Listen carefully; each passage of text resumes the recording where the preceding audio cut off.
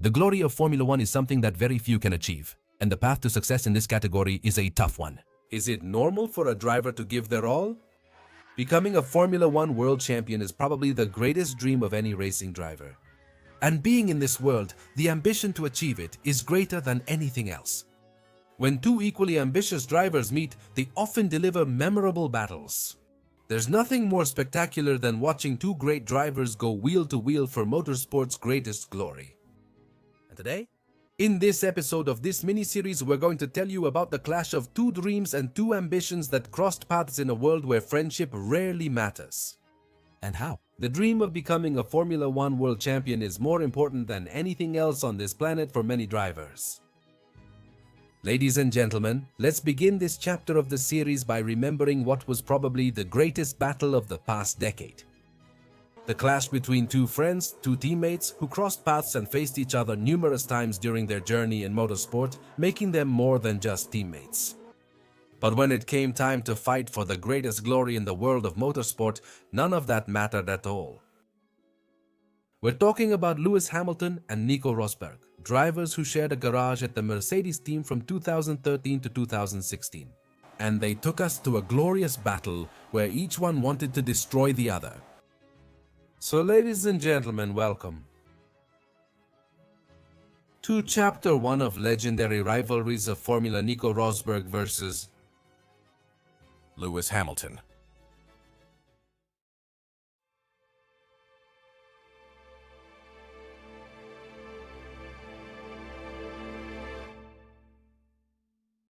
Lewis Hamilton and Nico Rosberg. Two drivers who not only gave us an electrifying battle between 2014 and 2016, but also gave us the most intense rivalry of the past decade.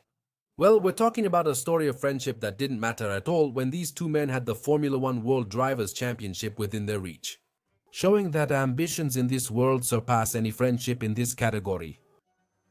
For context, Nico Rosberg and Lewis Hamilton first met racing go-karts together in their early years.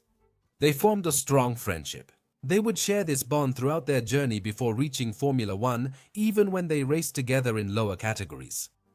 However, their routes to Formula One and the defining confrontation were entirely different. On one hand, we have Nico Erik Rosberg, a driver born on June 27, 1985 of German nationality. He is the son of the 1982 Formula One world champion Keke Rosberg. From a young age, this guy showed natural talent for vehicle competition since debuting in motorsport in 2001. Could he reach Formula One in 4 years? Debuted with Williams in 2006 and earned his first top category podium in 2008. He shared it with his friend Lewis Hamilton, with whom he was very enthusiastic celebrating. And during these years with the Grove team, his great performances did not go unnoticed. In 2010, Mercedes returned to Formula One with its own team. And one of their first signings was Nico Rosberg, who would team up with the multiple world champion Michael Schumacher, whom Nico, without any opposition, would beat in the 3 seasons they shared a garage, leading this German team, which would give him his first victory at the 2012 Chinese Grand Prix, making him the leader of Mercedes during these first years. On the other hand, we have Lewis Carl Davidson Hamilton, a British driver born on January 7, 1985, whose time in the lower categories was absolutely extraordinary. Ron Dennis, McLaren's leader, mentored him from a young age and promised he'd one day drive their Formula One cars. In 2007, after winning many titles, he debuted as a full-time driver for McLaren. From his first year, he competed for the title but lost it in the final round. Just a year later, in 2008, the guy became the Formula One world champion and the youngest to do so at the time. However, at the end of the year 2012, after achieving 21 victories with the Woking team and a World Drivers' Championship title in that 2008, he would back a new project as Mercedes chose not to renew Michael Schumacher's contract and aimed to sign Lewis Hamilton, who announced his move to the German team after that season's Singapore Grand Prix, to take on the tough job of replacing a 7-time world champion and leading the Silver Arrows to success. The British driver was widely criticized for leaving a winning team like McLaren for a more lucrative Mercedes contract and joining a mid-table team. because at least in those early years Mercedes only had cars that were part of this group in the grid. Despite this, Hamilton had a mission to become world champion again. He believed in Mercedes' project, ambitions, and desire to become a Formula One world champion team. So fate had put both Hamilton and Rosberg on the same team, by 2013 as at the start of their motorsport careers. At first, both saw their strong friendship as the perfect way to guide Mercedes to success. Unaware at that moment, both were about to begin one of the fiercest rivalries of the decade. And, as I've said several times, where friendship, it would matter little when the glory of Formula One was within reach of only one. They became teammates in 2013.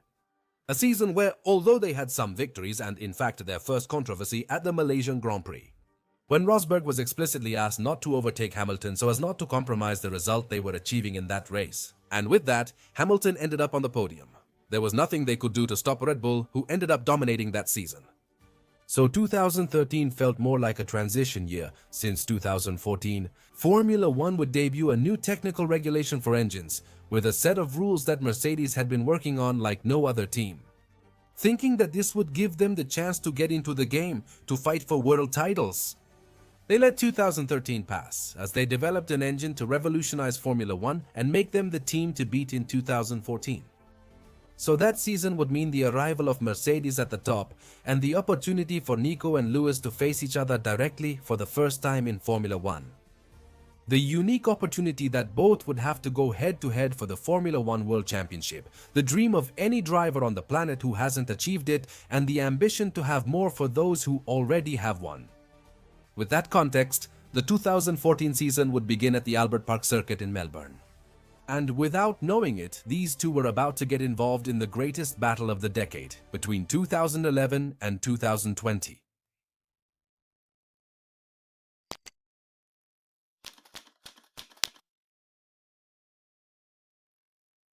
Following tradition, Formula One started its season at the legendary Melbourne Public Park circuit.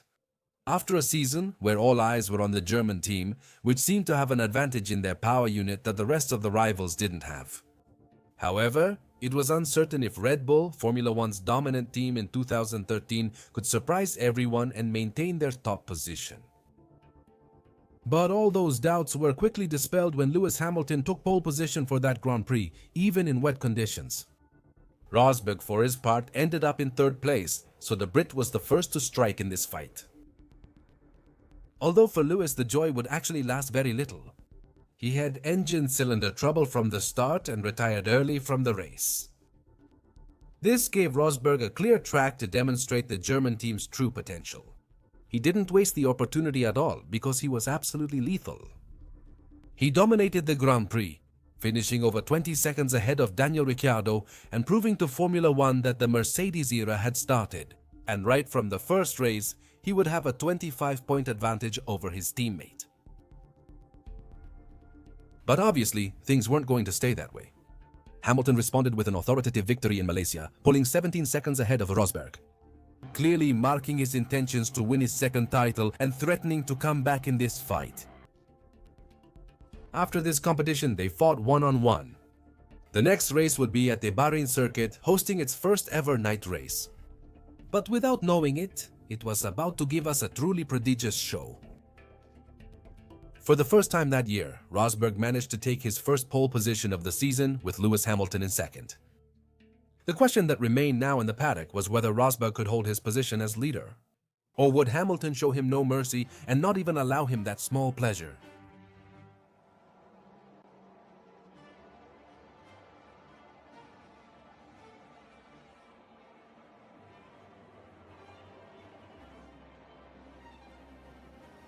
Hamilton asserted control and immediately took the lead from Rosberg. He tried to respond on the next straight, but Hamilton defended aggressively and temporarily kept his teammate from taking his position. In the opening laps, Hamilton tried to gain an advantage and pull away from Rosberg to prevent overtakes. He stayed close to his teammate, waiting for a chance to attack. In the opening laps, Rosberg stayed close to Hamilton, but couldn't use drag reduction system, while Hamilton couldn't pull away from his teammate despite his efforts. By lap 16, Rosberg's patience paid off. Hamilton was aggressively wearing out his tires, and with Rosberg already in drag reduction system range, he saw his teammates struggling and attacked for the win.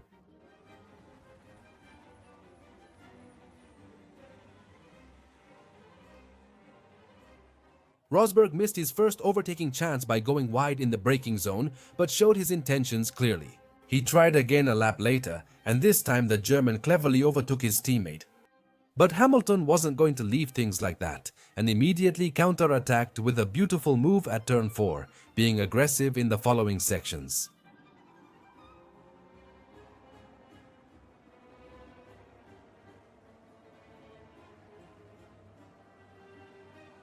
He let his teammate have a taste of the lead, but then snatched it away in a very heated battle between the two. But what seemed like the beginning of this battle was soon neutralized by the pit stops. To the pits, where Hamilton pitted first on lap 19, as Mercedes' rule then was that the race leader pitted first. He would have the preference to enter the pits first, so Rosberg would wait a couple more laps to make his first stop. They were now 6 seconds apart on track. The battle paused as both chose different strategies, bringing calm back to the desert circuit after the intense fight. But very soon that scenario was going to change radically.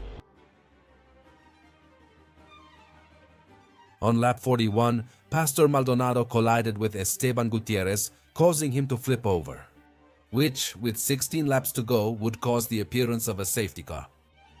Mercedes responded by pitting both drivers. But the planned strategy was that Hamilton would use the medium tire in his final stint and Rosberg would use the soft tire. The German would have the advantage at the restart as the safety car completely closed the gap. Hamilton was now in serious trouble. At that moment, the only thing we knew was that once the safety car left, the fight between the two would be intense. But could Hamilton withstand the attack, or would Rosberg end up taking advantage of his tire advantage to seal the victory in the battle in the desert? The safety car would leave on lap 46 and the last 10 laps of this race would be pure cinema. Rosberg quickly began challenging his teammate's position. He starts to put pressure on him and by turn 4 he tries again on the outside, but Hamilton is able to defend the position. For now, Rosberg would try to make the most of that tire and a few laps later he would go on the attack against Lewis Hamilton again. Once the drag reduction system was activated, he probes him. In turn 1, Rosberg looks for traction, trying to get ahead by turn 4. He tries it the same way and the result is still the same. Hamilton manages to defend his position and a lap later he tries again, looking to brake later in turn 1. But the move doesn't work out for him, and Hamilton regains the lead with a tight maneuver. Despite his tire advantage, the German couldn't get past Lewis Hamilton's strong defense. Nico was running out of laps and his attacks had overheated his tires, while Hamilton's were already at optimal temperature. The British driver created a safe gap, shielding him from further attacks by his teammate. So after these failed maneuvers, Nico wouldn't be able to get close again. And when lap 57 came, it was another victory this season for Lewis Hamilton. Anyone might expect high tension between the drivers after such an intense battle, but Hamilton and Rosberg, for their part, didn't seem tense. They looked happy celebrating outside the car, considering how far they took this rivalry. But despite this happiness, Rosberg knew that he had missed a huge opportunity to regain control of this fight. That proved costly, as Hamilton began a winning streak in the next races of the season, since he not only won in Bahrain but also did so in the Chinese and Spanish Grands Prix. With these 4 consecutive victories, Hamilton had turned the Drivers' Championship around, and he was now the leader of the standings. With 100 points against Nico Rosberg's 97, so Nico absolutely had to stop Hamilton's streak and start winning otherwise. He didn't want Hamilton to keep gaining confidence in this fight and allow him to get more victories and pull further away from him in the drivers' standings. And the next stage of this battle would be at the legendary street circuit of Monaco, where Mercedes aimed to get the victory on the streets of the Principality and continue their dominant streak. But without knowing it, this Grand Prix would be the start of the direct hostilities between Hamilton and Rosberg, and pretty much the exact point where their friendship began to die. Throughout that entire weekend, from the practice sessions, Hamilton seemed to have a bit more speed than his teammate. That would give him a huge advantage in qualifying, where securing pole position meant he'd have 90% of the victory locked in. In Q3's first run, Rosberg set the fastest time, edging out Hamilton by just 0.053 seconds. Still, all drivers got a second chance to improve, and it was during this last opportunity that the first major scandal involving this duo occurred. On his second try, Rosberg locked up at Mirabeau, made a mistake, and got stuck in the runoff area. Because of this, a yellow flag had to come out, and for that reason, no other driver was able to improve their time. And Hamilton was quite bothered by the tremendous coincidence of factors that prevented him from snatching pole position from his teammate. Yellow, yellow, turn 5, yellow, yellow, turn 5. Very good. Very good. With that radio message, Hamilton implied his teammate did it on purpose to prevent anyone from beating his time. Although in the interviews he ended up denying it. Rosberg would do the same, defending himself by saying that a year earlier he had also made the same mistake because he was looking for the limit to improve his time, but denying any accusation or any suspicion that he had done it on purpose. However, the Fédération Internationale de l'Automobile decided to investigate Nico Rosberg's maneuver, wanting to see if it was an incident or something premeditated. This type of failure to ensure no other driver could improve their time on this circuit was not new in Formula One. But in the investigation, they stated that there was no evidence of irregularities on Rosberg's part, so they left the maneuver as an incident that was not done on purpose. Wouldn't they remove his pole position for this Grand Prix? After securing the best starting spot for Sunday's race, no one could stop him from winning his second victory of the season. This put the German back in the lead in the Drivers' Championship, but Hamilton still seemed dissatisfied. And after the race, without any hesitation, when the press was asking him about his friendship with Nico, he stated that he wasn't his friend and that at this point he was simply his teammate, making it quite clear that nothing else would matter in this confrontation except victory. So things were already pretty heated within the Mercedes team. After this battle, both drivers realized it wasn't just between them, but from now on, it would also be their battle against the reliability of their cars.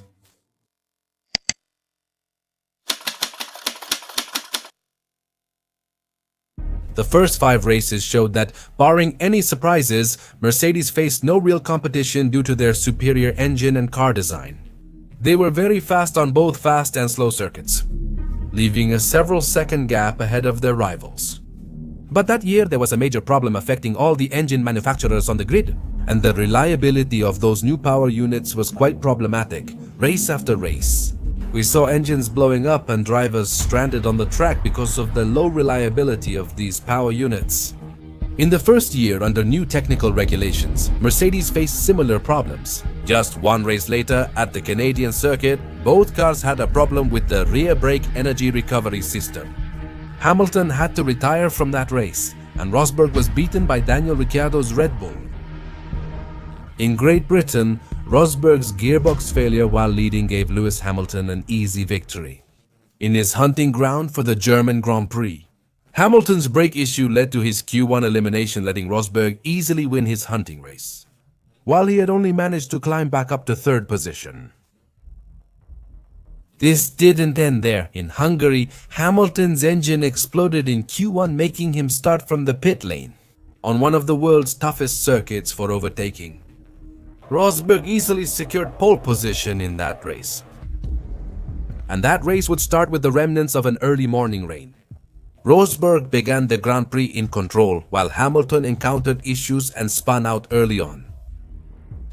Although luckily for him, he only had minimal damage, but it was a sign that this was not going to be a great Grand Prix. Not easy for the 2008 world champion.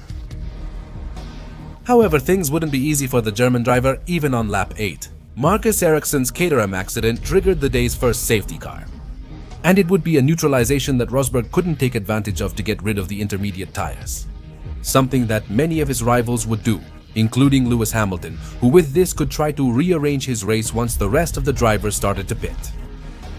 Rosberg pitted a lap after the safety car but was disadvantaged by following it from the start of the lap. He would fall to 4th, behind Daniel Ricciardo, Jenson Button, Felipe Massa, and Kevin Magnussen. Meanwhile, Hamilton had already managed to climb up to 13th position, continuing his comeback. After the restart, Nico was careful to avoid trouble. Meanwhile, by the end of lap 15, Hamilton was already in 9th position, very close to where his teammate was. A failed maneuver by the German dropped him to 7th as Hamilton closed in and filled his mirrors. At the start, Rosberg kept losing positions while Hamilton had already gained many places by this point in the race.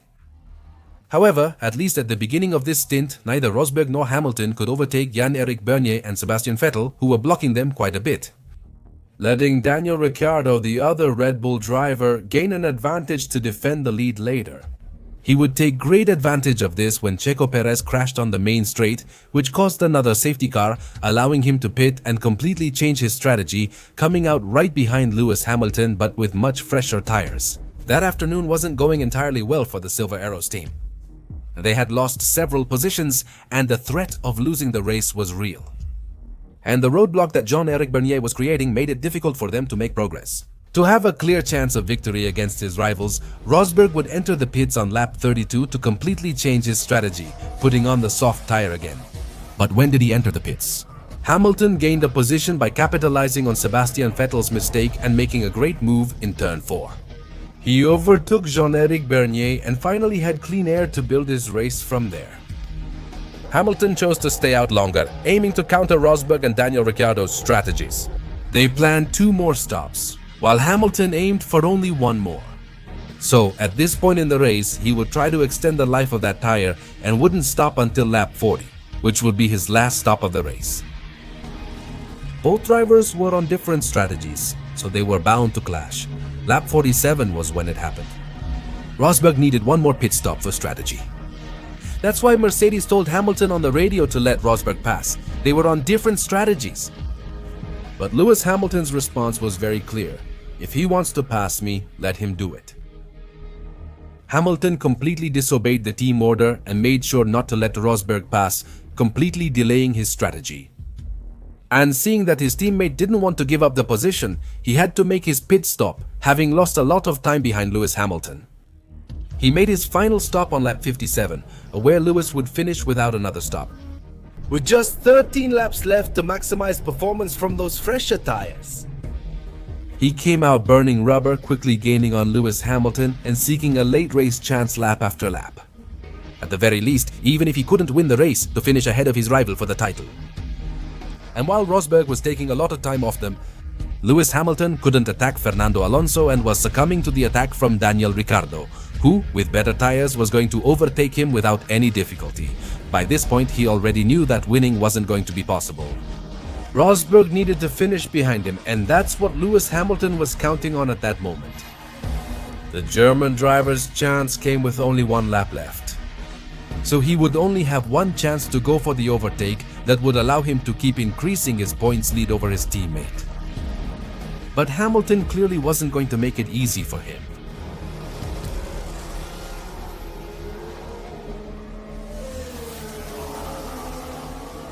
This was his sole chance to get the position. Since he couldn't complete the maneuver, the result was decided immediately. Hamilton took 3rd. Rosberg finished 4th. Hamilton's comeback was outstanding, finishing ahead of Nico Rosberg despite starting far back. However, he had disobeyed a direct team order during this process, and who knows if that wouldn't bring some internal consequences for the British driver.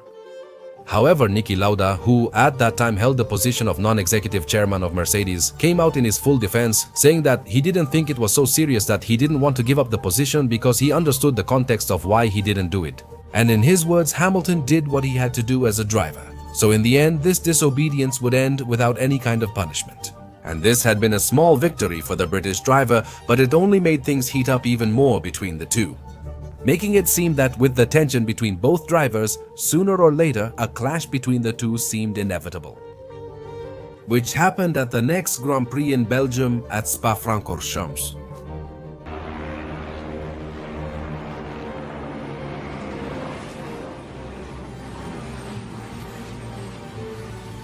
Nico Rosberg attempted to pass Lewis Hamilton on the outside at Les Combes, but stayed alongside as Hamilton held his line. So he ends up hitting his left rear tire with the wing, breaking the wing, but causing a puncture for the British driver, which would end up completely ruining his race. Nico had to pit that lap to repair the damage. But Hamilton lost a lot of time with the blown tire, having to drive around the long Spa-Francorchamps circuit in those conditions, completely ruining his race. Which also led to his retirement, since due to all the time lost and because they weren't going to be able to recover it, they decided it was better to retire to save the engine and not keep pushing it. Nico, for his part, was only able to save second place in the race, but this meant, with Hamilton's retirement, 18 more points that would be deducted from him in this fight. But neither Mercedes nor the crowd that had attended the race would be very happy with the German driver's performance. At the podium, Nico was loudly booed by the audience. When Toto Wolff was interviewed after the race, asked about the incident, he called the situation completely unacceptable. He appeared on camera quite furious about what had happened, hinting that Nico Rosberg should not have tried to overtake Lewis Hamilton, and ending with a collision that damaged both cars and the race for both drivers. Niki Lauda also criticized Nico Rosberg, questioning his aggressive attack on his teammate, in a maneuver that was nearly impossible by then. And above all, that he did it at such an early stage in the race, threatening that this couldn't happen again, or there would be consequences for either of the two drivers if a similar situation happened again. Rosberg had to take responsibility for what happened and apologize. Mercedes and offer a public apology. And although maybe this incident had made things work out profitably for Rosberg, because his gap with Hamilton in the standings has grown. After this Grand Prix, things would get much more complicated for the German driver. In Italy, he lost the race due to a mistake while being pressured by Lewis Hamilton, giving up the victory. In Singapore, a steering wheel issue prevented him from racing in the Grand Prix, which Lewis Hamilton won. With 5 races left to finish the season, this allowed Lewis Hamilton to regain the lead in the Drivers' Championship with 241 points, while Rosberg was right behind him with 238. These last 5 races are do or die for both in their fight and dream to become world champions that season. Their next duel would take place at the legendary Suzuka circuit in Japan. Rosberg would want to end his teammate's streak and retake the Drivers' World Championship lead. Rosberg took pole position, needing to win the race. But on Sunday, conditions would be tough at one of the world's most challenging circuits. Because of this, Rosberg would be lucky that the race would start behind the safety car due to the heavy rain falling on the Japanese circuit. And the opening laps of the Grand Prix? It was about surviving and holding on until the moment when they could switch to intermediate tires. Rosberg was the first Mercedes driver to pit, so Hamilton would have to go for the overcut no matter what to try to gain the position over his teammate after the pit stop. But a mistake at Spoon Curve made him lose a lot of time. When he pitted at the end of that lap, he rejoined behind his teammate, so to win he needed to pass Nico Rosberg on track. However, this didn't seem to be a problem for Hamilton. His race pace was much stronger in the wet and he stayed close to Nico for several laps, showing that in terms of pace, he was superior in that race. But Suzuka's challenging overtaking characteristics meant that Hamilton didn't have, at least for the moment, a clear opportunity to even attempt the move. But he was there persistently, pressuring and looking for any mistake from his teammate. However, race control decides that despite the conditions, they will allow the use of drag reduction system. This is because the rain had stopped, leaving the track wet but with no more water falling. And only Lewis Hamilton took advantage of this to chase and put even more pressure on Rosberg, who was struggling a lot with oversteer in this race. Until on lap 29, he made a crazy move to take the victory away from his teammate.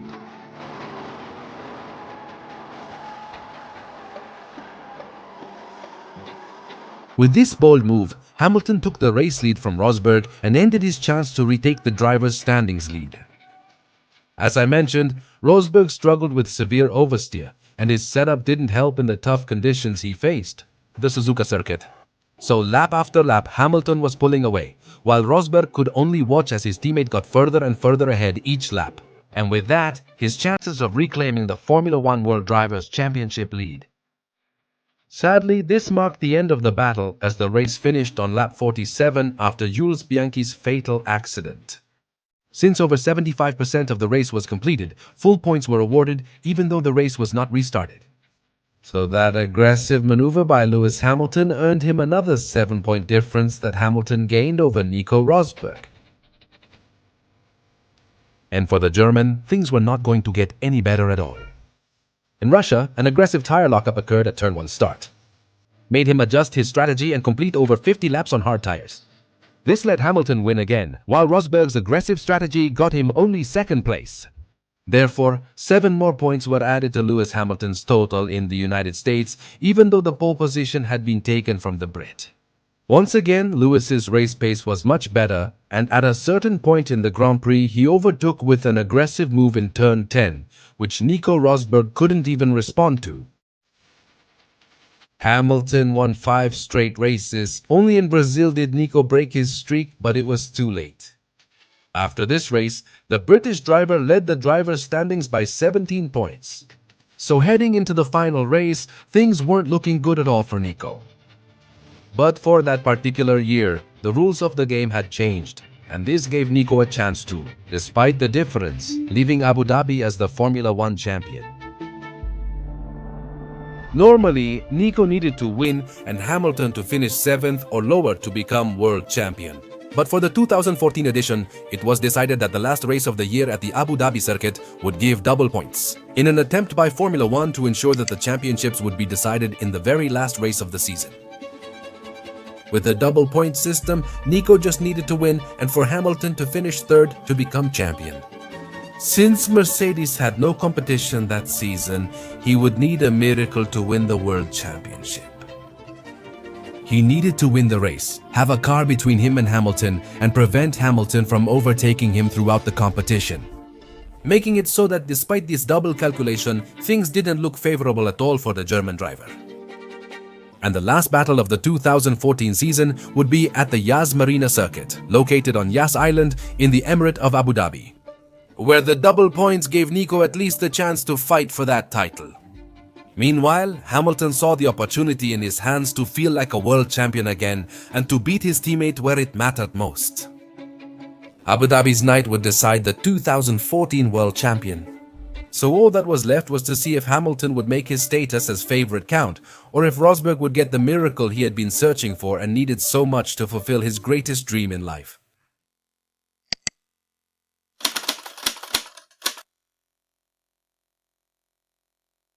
Yas Marina Circuit had in its hands the opportunity to offer a season finale with the title still up for grabs for the first time since 2010. But this time, it wasn't 4 different drivers. It was 2 drivers locked in a fratricidal battle to become world champion. Nico Rosberg's task to become champion would be anything but easy, but at least he managed to take pole position. So now he just had to hope that a car could get between him and Lewis Hamilton. Meanwhile, Hamilton was pretty calm. He knew he just had to run his race, stay out of trouble, and he would be the one lifting the trophy when night fell in Abu Dhabi. The tension between them was so thick you could cut it with a knife, so now it was just a matter of seeing who would come out on top. Waiting for the battle to begin when the lights went out and signaled the start of the Abu Dhabi Grand Prix.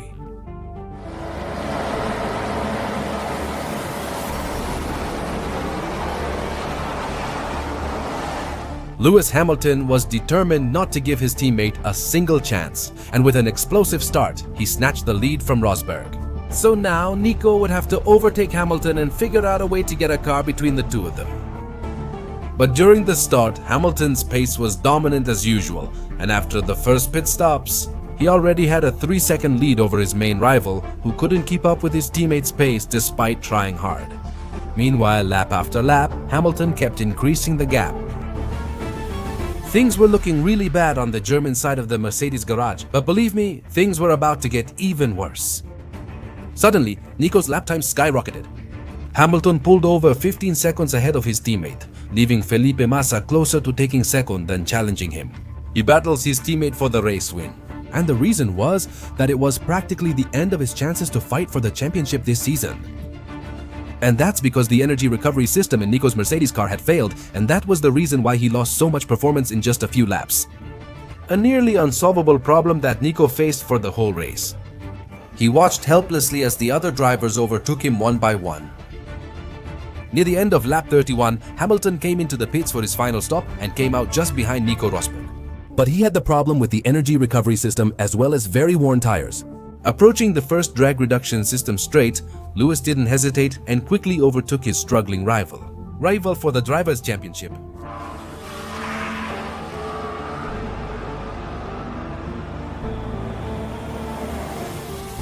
After this overtake within 15 laps, Rosberg fell to 7th and kept dropping back. By now, even a miracle couldn't save him. Even if Hamilton retired with engine failure, he would still need to finish 5th. But with that energy recovery system problem, it was nearly impossible. The disaster was so bad for the German driver that he was eventually even lapped by Lewis, and with Nico out of the points. Due to the car's issue, Mercedes told him to retire. With little chance of winning, but driven by his fighting spirit and determination, he wanted to finish the race. Lewis, for his part, had a very calm race, but he hadn't won the title here because of Nico's car failure.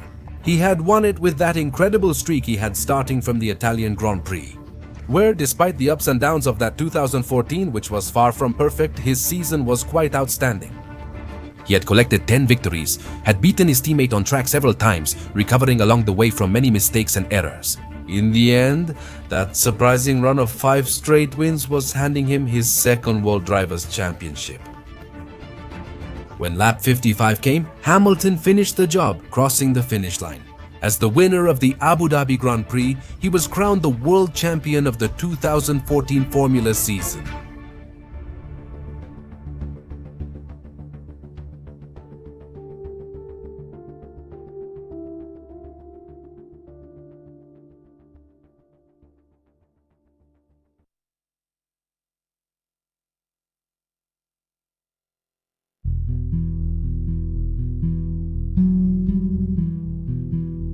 Thank you.